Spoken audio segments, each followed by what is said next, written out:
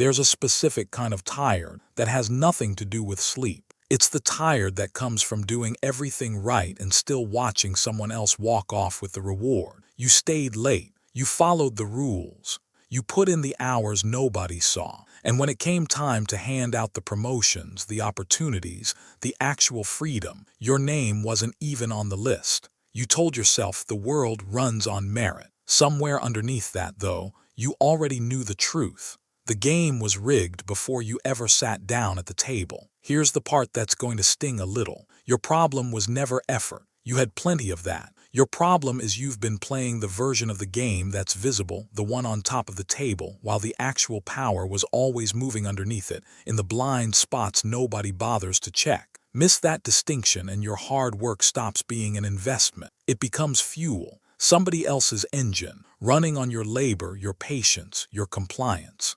Predictable, manageable, replaceable, that's what you become. So here's the real question. What if the way out was never about working harder, or waiting for permission, or hoping the system finally notices you? What if it was about learning to read the blind spots the same way one man did, inside a place with far higher stakes than your office ever will have? Fox River, a prison built on brute force and mob hierarchy, where the loudest, most violent men were supposed to run everything, and one inmate never threw a single punch to take control of it anyway. His name was Benjamin Miles Franklin. Everyone called him C-Note, and while the rest of the yard was busy posturing, fighting for status, screaming for territory, he quietly mapped every piece of friction running through that building until the entire place couldn't function without him. He never asked for a seat at the table. He built a bottleneck so tight the table had no choice but to come find him. This is the anatomy of that bottleneck, how a disgraced veteran with no formal power turned a prison kitchen assignment into the most valuable intelligence network inside Fox River, how he read dirt on a man's uniform and deduced a multi-million-dollar escape plan before the guards even suspected something was wrong. How he stripped his own ego out of the equation the second his daughter's life was on the line. And how, cornered, betrayed, staring down a death sentence in a solitary cell, he turned the exact weapon meant to destroy him into his ticket to full exoneration. None of it required violence.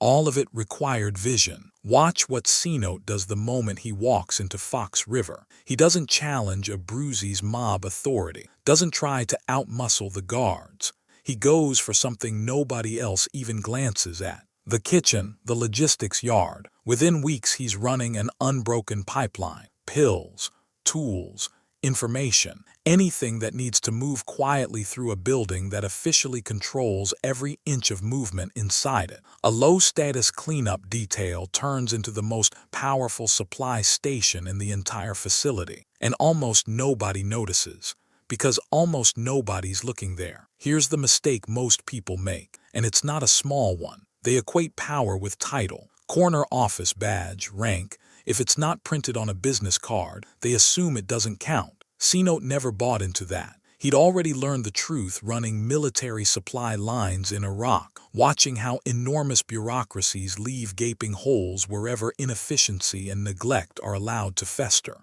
When he got dishonorably discharged for exposing abuses he should have been thanked for reporting, a good man chewed up by a system built to protect itself, the lesson landed hard. Institutions don't reward honesty. They reward whoever understands how the machine actually runs.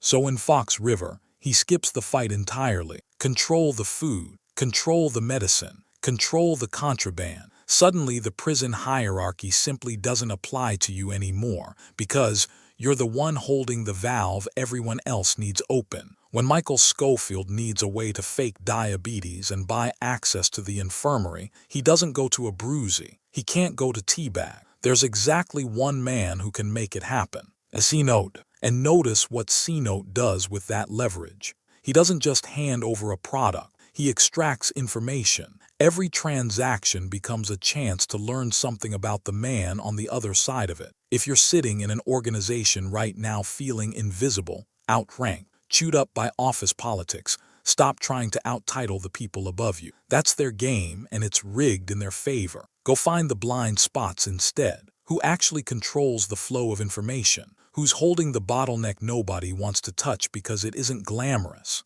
Master the unglamorous machinery everyone else steps over, and you become impossible to remove without ever painting a target on your back. Now here's where it gets sharper. C-Note starts noticing something strange about the new inmate. Schofield keeps drifting to the same drain in the yard, taking soil measurements nobody asked for, testing the ground in shoes that don't match anyone else's. Most men would write it off as one more prison eccentric. C-Note doesn't write it off. He tracks the concrete dust on Michael's uniform, connects it to the cleanup detail, and somewhere in that quiet math, he arrives at a conclusion nobody else in the entire building has reached yet. Somebody's planning an escape. He doesn't run to report it, doesn't brag about it to build a reputation. He sits on it, lets the value compound until the exact moment it's worth the most. Then he confronts Schofield at the one point where Schofield can't afford a single leak and forces his way onto the crew. Non-negotiable. That's the difference between watching and actually paying attention. Most people move through their entire lives blind to the shifts happening right in front of them. A manager's tone changing before a layoff, a budget quietly reallocated, a business partner's story that doesn't quite add up anymore. They don't see the trapdoor until they're already falling through it. Patterns leave fingerprints.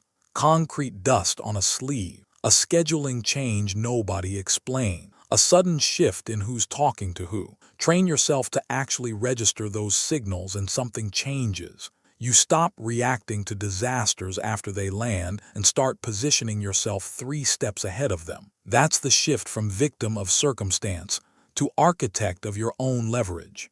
After the escape, everything about C-Note's fight changes shape. He's not chasing revenge like Teabag. He's not spiraling in panic like Tweener. There's one target locked into his mind, and it never moves: his wife Cassie, his daughter Dee, and getting them both somewhere safe, even while federal agent Alexander Mahone is closing in from every direction. This is where most high performers under real pressure start to crack, not from lack of skill, from ego clutter. The goal was clear at the start. Somewhere in the friction, they start absorbing every slight, every petty rivalry, until they've completely lost sight of what they were originally fighting for in the first place. C-Note never loses that thread. He'd already lied to his own wife for years, told her he was deployed overseas, because he couldn't stand to let her watch what he'd actually become. That lie eventually collapsed, but the thing underneath it, the reason he told it,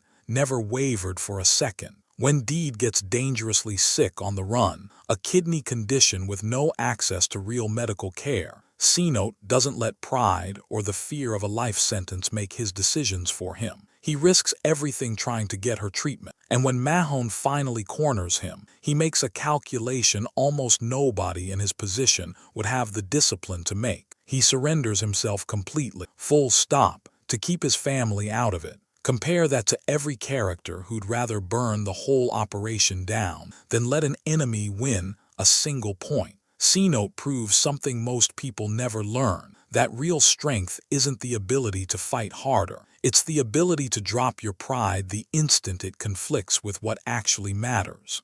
You've been there, staying in an argument you should have walked away from, defending a status symbol that means nothing, needing to be right more than you needed to win. Next time the pressure spikes, ask yourself the only question that actually matters. What's the one outcome I can't afford to lose? And am I willing to let my ego go to protect it? Now picture the lowest possible point, a solitary cell, Agent Mahone standing over C-Note with a rope and an ultimatum dressed up as a choice: end it yourself, or watch your family get destroyed by the case he's building. Most men break completely in that room. C-Note's attempt is stopped only by a guard walking in at the wrong or right moment, and the second he realizes he's still alive, something in him doesn't collapse.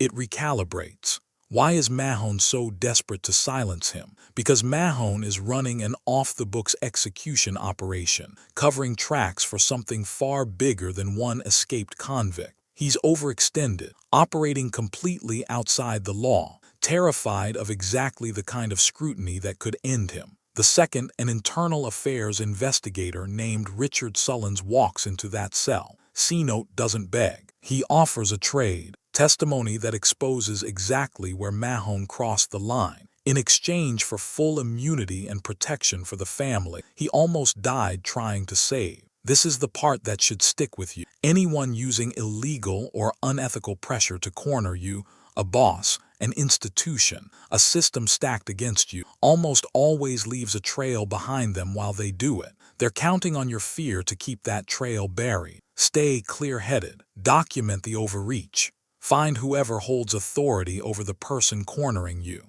The exact weapon they built to trap you can become the door you walk out through. Here's the part I need to say plainly, because it matters more than anything else in this video. None of this is a permission slip to lie, to run contraband, to build a criminal network of your own. The crime cost C-Note everything. Years away from the people he loved, constant danger, a life spent looking over his shoulder. Don't copy the crime. Copy the discipline underneath it. Copy the situational awareness that let him see 3 moves ahead while everyone around him reacted to whatever was directly in front of their face.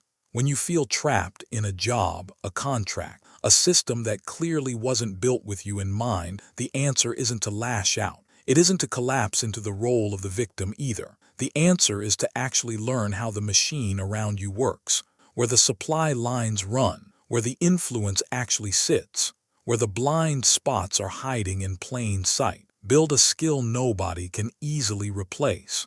Notice the details everyone else walks past. Keep your ego separate from your objective. Stay aware enough that friction stops being a threat and starts becoming leverage. Stop waiting for a system that was never designed to reward you to suddenly change its mind. Stop acting surprised when the rules bend in someone else's favor. The second you accept an unfair situation without actively mapping a way through it, you've already made your choice. You just haven't admitted it yet. If you feel like you're getting played right now, it's because your attention has been locked on the noise happening at the top of the table, while the real machinery keeps grinding away underneath it, completely unnoticed. Take the lesson from Benjamin Miles Franklin. Study the terrain. Master the parts of the system nobody else wants to touch. Keep your objective pure. Build a position so solid nobody can push you out of frame. The blueprint was never hidden. You just had to know where to look. Formal authority holds the title, but operational control holds the leverage. When you strip away your ego, your true objective becomes impossible to target. A cornered mind panics. A disciplined mind maps the enemy's operational footprint. C-Note didn't need a map on his back because he already knew how the whole system breathed.